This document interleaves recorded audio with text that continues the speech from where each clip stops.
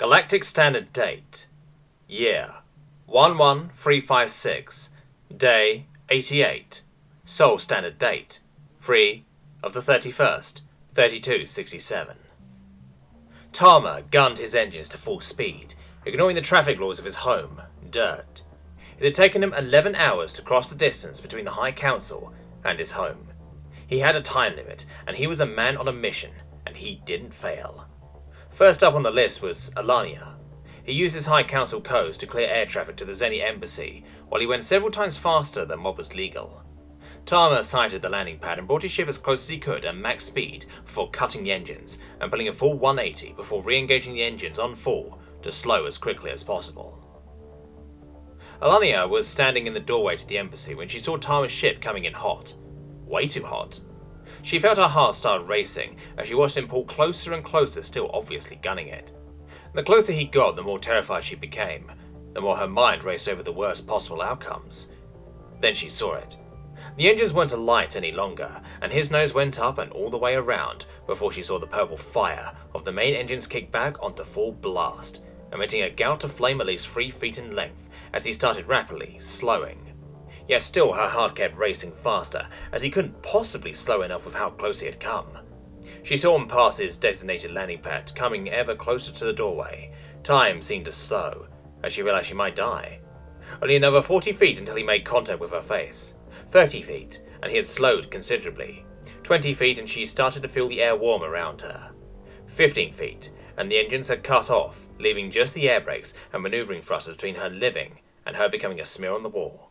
At 10 feet the door opened, and a ramp dropped that extended out another 3 feet as he came to a stop, ramp inches from her toes. She looked inside to see Tama smiling at her. "Get in. We've got a galaxy to save," he said. Only one word came to her mind as she climbed into his ship.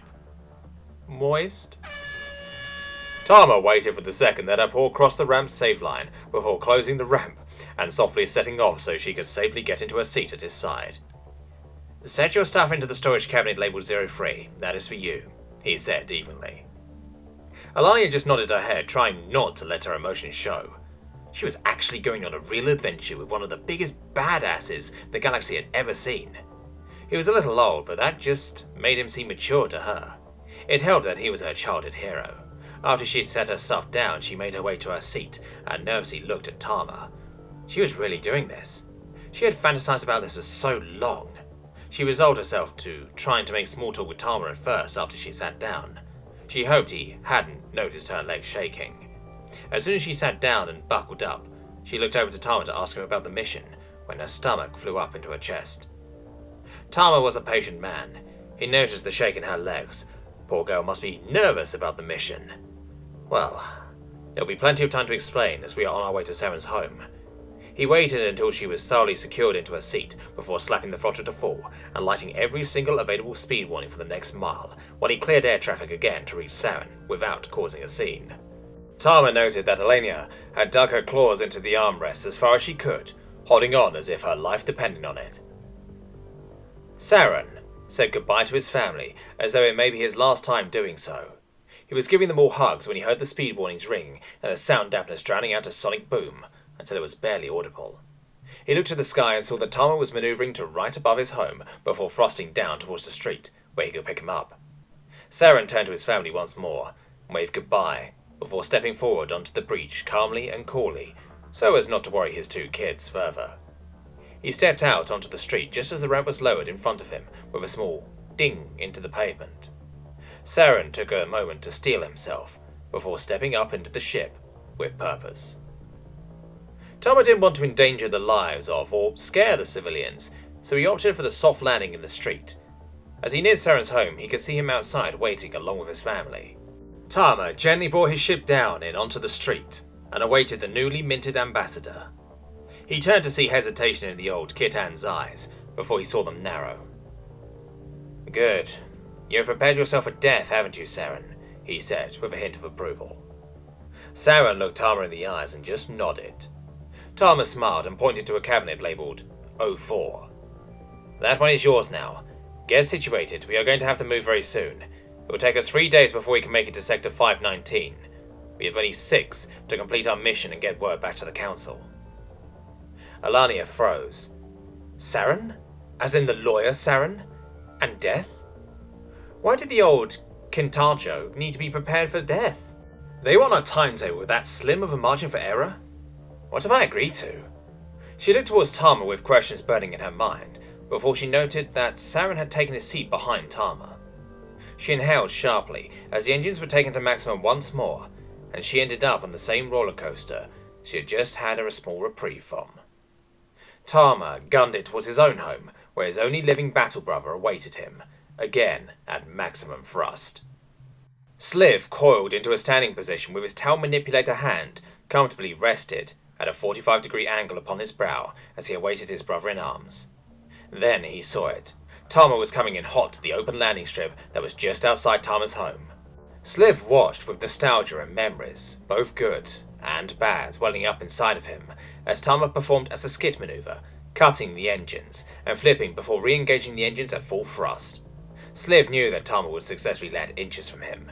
He had pulled it off every single time during the war with the Razari Alliance. Tama pulled within inches of his old friend Sliv, ramped down, watching as Sliv expertly wasted no time in getting aboard the ship, wordlessly setting his equipment into the cabin marked O2, and coiling around the seat behind Alania. Tama lifted off and angled towards the sky before letting loose the engines and screaming towards the stars. With no fanfare, the hastily assembled crew was now headed to save the entirety of the Galactic Compact. Alania finally let the curiosity get the better of her, and through clenched teeth and immense G-forces, she asked, "What the hell even is our mission? What are we doing?" she asked. Tama broke atmosphere and engaged the hyperdrive, and set course for the unexplored sector, 519. Tama looked to his crew as the ship entered hyperspace, and told them of their mission. "We are to establish diplomatic relations with a race of technologically ascendant giants, who may or may not want to eat us. If we do not complete this task peacefully within the next 6 days, the Council will send in an armada to our last known location and start a war with said giants whom we frankly have little hope to fight against. This will likely result in the loss of all life within the entirety of the Galactic Compact," he said, without a hint of emotion. The two who hadn't gotten the quick rundown over the comlink that Sliv got just let their jaws drop to the floor. Saren gained enough control over his jaw to ask, "What? That's not just bad, Tama, that's literally catastrophic. You have surpassed my every damn expectation in just how bad it could really be," his voice said, cracking. Tama looked at the two and shrugged. "You were the best picks. Alania is for creating friendly ties, and you, Saren, are there to make sure they don't do anything underhanded. You are clever. We need you both," he said. Alania looked at Sliv. "What's his job?" she asked. Tama looked at Sliv and cracked a small, nostalgic-ridden smile. "Fighting the good fight," he said.